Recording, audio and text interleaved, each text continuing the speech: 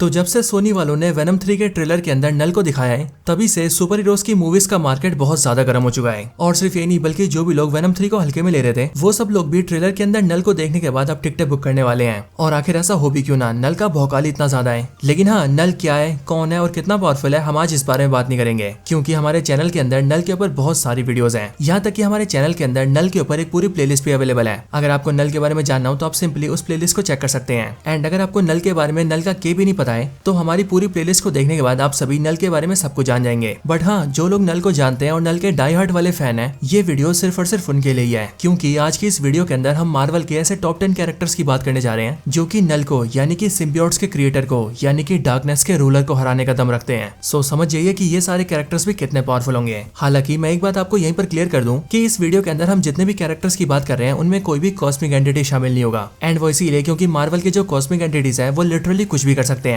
सो इसीलिए उन्हें मार्वल के दूसरे कैरेक्टर्स के साथ कंपेयर करने का कोई सेंस भी नहीं बनता है। तो फिर चलिए अब जल्दी से इसी बात पे हमारे चैनल को सब्सक्राइब कर दीजिए एंड सब्सक्राइब बटन के बगल के बेल आइकन को भी ऑल पर सेट कर लीजिए ताकि जैसे हमारे चैनल की कोई भी लेटेस्ट वीडियो अपलोड हो वैसे आप उस वीडियो को सबसे पहले देख सकें। और हाँ, अगर आप सबको नल के ऊपर कोई दूसरी वीडियोस भी देखनी हो तो आप उसके बारे में भी कमेंट्स के अंदर बता सकते हैं। नल पर्सनली मेरे फेवरेट विलन्स में से एक है, इसलिए आप सब नल के ऊपर जिस भी टॉपिक को सजेस्ट करेंगे हम उस टॉपिक के ऊपर वीडियो जरूर लेकर आएंगे। तो चलिए अब जल्दी से हम इन सारी बातों को साइड करते हैं एंड आज की इस कमाल की वीडियो को स्टार्ट करते हैं। Zombie apocalypse.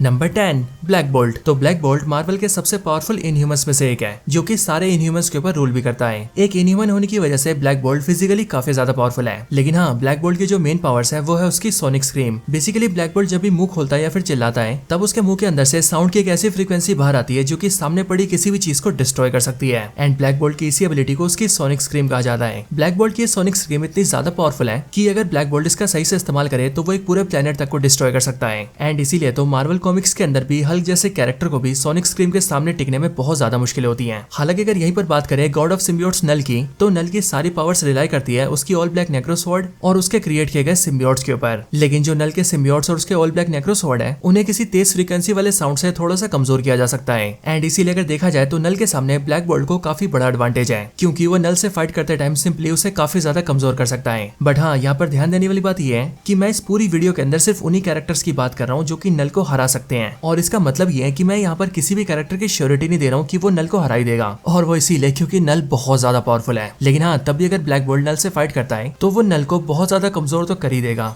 Number 9, star brand. तो मार्वल ने स्टार ब्रांड को अभी तक एमसीयू के अंदर अपीयर नहीं किया है, इसलिए हो सकता है कि आप में से काफी लोग इस कैरेक्टर के बारे में जानते ही ना हो। लेकिन हाँ, जो भी लोग इसके बारे में नहीं जानते उन्हें मैं बता दूं कि ये स्टार ब्रांड भी मार्वल कॉमिक्स के सबसे पावरफुल कैरेक्टर्स में से एक है। एंड मार्वल कॉमिक्स के अंदर जब एक टाइम पर ये अपनी लिमिट्स को बहुत ज्यादा पुश कर देता है तब ये मार्वल के एक बियॉन्डर तक को मार देता है। अब वैसे देखा जाए तो स्टार ब्रांड कोई कैरेक्टर नहीं है एंड वो इसीलिए क्योंकि मार्वल कॉमिक्स के अंदर स्टार ब्रांड एक ऑब्जेक्ट का नाम है और ये ऑब्जेक्ट बहुत ज्यादा पावरफुल है। लेकिन हाँ, स्टार ब्रांड नाम के इसी ऑब्जेक्ट को मार्वल कॉमिक्स के अंदर अब तक कई सारे बंदे हैं जो कि ऑब्जर्व कर चुके हैं। एंड इसीलिए जैसे ये स्टार ब्रांड किसी के साथ मर्ज होता है तब ये उस कैरेक्टर को लिटरली इनफिनिट पावर्स दे देता है।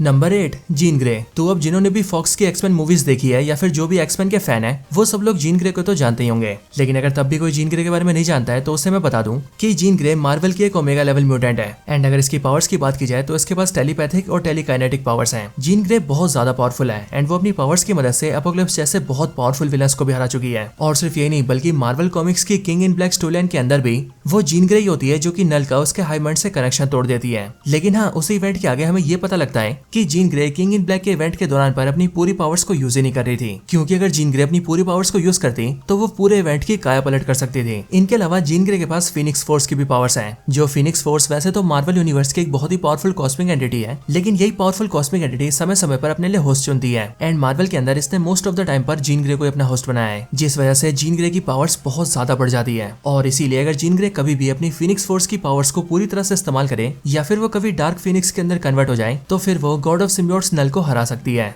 नंबर 7 यूनिमाइंड। तो यूनिमाइंड कोई एक कैरेक्टर नहीं है बल्कि ये कई सारे कैरेक्टर्स का फॉर्मेशन है। बेसिकली जब इटर्नल्स एक साथ मर्ज होते हैं तब जाकर वो यूनिमाइंड को क्रिएट करते हैं एंड इस चीज को हम सभी ने एमसीयू के इटर्नल्स मूवी के अंदर देखा भी था। लेकिन हाँ, मैं आपको बता दूं कि जिस यूनिमाइंड को हम सभी ने मूवीज में देखा था वो बहुत ज्यादा फुद्दू सा था एंड सही मायनों में मूवी के अंदर उस यूनिमाइंड को सही से दिखाया भी नहीं गया था। लेकिन हाँ, अगर मैं बात करूं मार्वल कॉमिक्स के यूनिमाइंड की तो उसका फॉर्मेशन बहुत ही बढ़िया है। और सिर्फ ये नहीं बल्कि इसको लेकर खास बात तो ये भी है कि यूनिमाइंड को फॉर्म करने के लिए जितने ज्यादा इटर्नल्स एक साथ आएंगे वो यूनिमाइंड भी उतना ही ज्यादा पावरफुल हो जाएगा। यूनिमाइंड एक बहुत ही पावरफुल टेलीपैथिक एंटिटी है एंड इसलिए यूनिमाइंड नल का उसके हाइव माइंड से बड़े आराम से कनेक्शन तोड़ सकता है। लेकिन हाँ, अब क्योंकि नल बहुत ज्यादा पावरफुल है इसीलिए अगर इटर्नल्स नल को हराना चाहते हैं तो यूनिमाइंड को क्रिएट करने के लिए बहुत सारे इटर्नल्स को एक साथ आना पड़ेगा ताकि वो नल का उसके सिम्बियोट से कनेक्शन तोड़ सके एंड नल को डिफीट कर सके। लेकिन हाँ, अगर उनका यूनिमाइंड थोड़ा सा भी ऊपर नीचे हो गया तब तो नल उन सबको गिरा गिरा के मारेगा।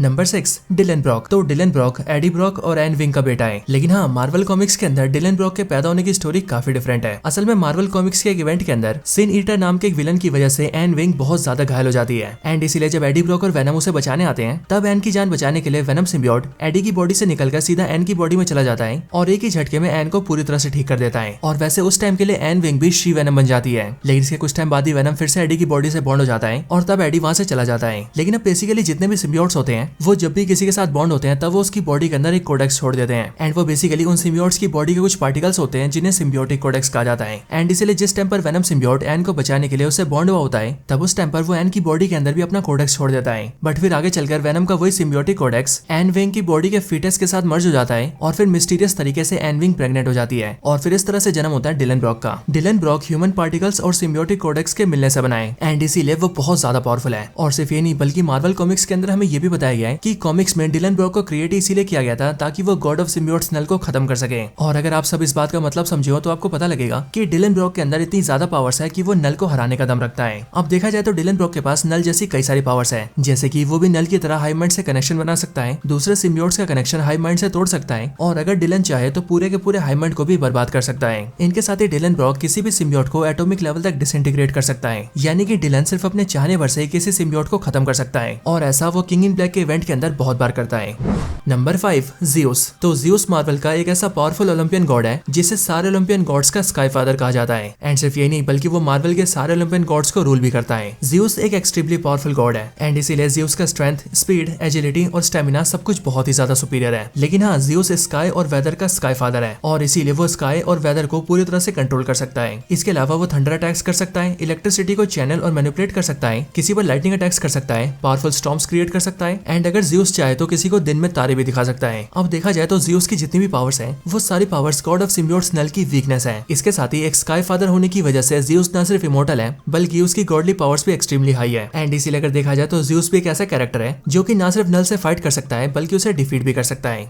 Number 4 Odin. तो जिस तरह से ज़ियस सारे ओलंपियन गॉड्स का स्काई फादर है ठीक उसी तरह से ओडिन सारे एसगार्डियन गॉड्स का स्काई फादर है। लेकिन हाँ, एसगार्डियंस की भाषा में ओडिन को स्काई फादर नहीं बल्कि ऑल फादर कहा जाता है। ओडिन सारे एसगार्डियन गॉड्स में सबसे पावरफुल है और सिर्फ ये नहीं बल्कि अगर पूरे मार्वल यूनिवर्स में भी देखा जाए तो उसके अंदर भी ऑल फादर ओडिन को सबसे पावरफुल कैरेक्टर्स में गिना जाता है। ओडिन इतने ज्यादा पावरफुल है कि उनको लेकर ये बोला जाता है कि वो मार्वल के अंदर लिटरली किसी भी यूनिवर्स को डिस्ट्रॉय भी कर सकते हैं और उसे रिक्रिएट भी कर सकते हैं एंड इसीलिए ओडिन के पास इतनी ज्यादा पावर्स है कि वो नल को भी संभाल सकते हैं। Number 3 Franklin Richards. तो फ्रैंकलिन रिचर्ड्स मार्वल कॉमिक्स के अंदर सू स्टॉर्म और मिस्टर फैंटास्टिक का बेटा है। फ्रैंकलिन एक एक्सट्रीमली पावरफुल म्यूटेंट है जिसे म्यूटेंट पावर्स के हिसाब से ओमेगा लेवल का म्यूटेंट माना जाता है। फ्रैंकलिन रिचर्ड्स इतना ज्यादा पावरफुल है कि वो लिटरली कुछ भी कर सकता है। वो चाहे तो टेलीपैथी कर सकता है, टेलीकिनेसिस कर सकता है, हवा में फ्लाई कर सकता है, डायमेंशन ट्रेवल कर सकता है एंड अगर वो चाहे तो पूरी की पूरी रियलिटी तक को मैनिपुलेट कर सकता है एंड इसीलिए हम फ्रैंकलिन के लिए बोल सकते हैं कि वो नल को आराम से हरा सकता है। Number 2 Thor. तो गॉड ऑफ थंडर थॉर की हिस्ट्री नल के साथ बहुत ही पुरानी है और वो इसीलिए क्योंकि नल ही वो पहला ऐसा कैरेक्टर है जो कि मार्वल कॉमिक्स के अंदर नल का उसके हाइव माइंड से कनेक्शन तोड़ता है। बेसिकली ये स्टोरी मार्वल कॉमिक्स के अंदर सैकड़ों साल पुरानी है क्योंकि जब आज से बहुत साल पहले नल क्लिंटार की कैद से आजाद होता है तब उस टाइम पर वो अपने सारे सिम्बियोट्स को यूनिवर्स के अलग अलग हिस्सों में भेजता है ताकि वो वहां जाकर क्रिएशन को डिस्ट्रॉय कर दे और उन सबको डार्कनेस में मिला दे। और उसी टाइम पर नल एक ग्रैंडल को यानी कि ड्रैगन सिम्बियोट को अर्थ पर भी भेजता है जो कि अर्थ पर आकर सब कुछ तबाह करने लगता है। लेकिन तभी उस तबाही को रोकने के लिए वहां पर थॉर आता है और फिर थॉर उस ग्रेंडल सिम्बियोट के ऊपर इतना पावरफुल थंडर अटैक करता है कि उसके उस अटैक की वजह से नल का उसके हाई माइंड से कनेक्शन ही टूट जाता है। और सिर्फ ये नहीं बल्कि इस अटैक की वजह से नल को भी बहुत बड़ा झटका लगता है। और सिर्फ ये नहीं बल्कि अगर बात करें किंग इन ब्लैक इवेंट की, तो उस इवेंट के अंदर भी जहां नल सब पर भारी पड़ रहा होता है, वहीं पर वो थॉर ही होता है जो कि ना सिर्फ बेझिझक नल का सामना करता है बल्कि इसके साथ ही वो नल से फाइट करके उसके जबड़े को भी तोड़ देता है। इन सबके भी ऊपर थंडर नल की बहुत बड़ी वीकनेस है। एंड अगर बात करें थॉर की, तो अपना तूफान का नेता इसी थंडर का गॉड है, जिस वजह से वो नल से लड़के उसे बहुत ज्यादा कमजोर कर सकता है।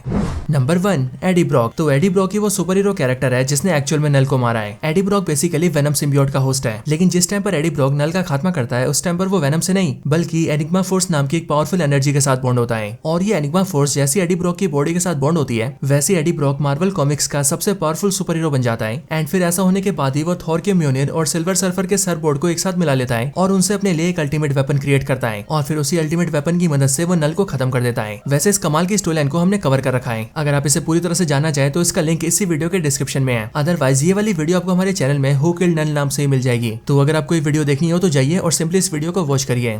सो दोस्तों, यही थी वीडियो मार्वल के ऐसे टॉप 10 कैरेक्टर्स के ऊपर जो कि नल को डिफीट कर सकते हैं। वैसे आपको ये वीडियो कैसी लगी ये आप मुझे कमेंट्स के अंदर जरूर बताना। और अगर आप सभी नल को लेकर किसी और टॉपिक के ऊपर वीडियो देखना चाहते हैं तो आप उसके बारे में भी मुझे कमेंट्स के अंदर बता सकते हैं। बाकी वीडियो पसंद आई हो तो वीडियो को लाइक जरूर करें और पिछली बार की तरह इस बार भी कमेंट्स के अंदर नल जरूर लिखें। तो बस आज की इस वीडियो में इतना ही। इस वीडियो को यहीं पर एंड करते हैं। मैं मिलता हूँ आपसे ऐसी किसी और बेहतरीन वीडियो में। तब तक के लिए गुड बाय।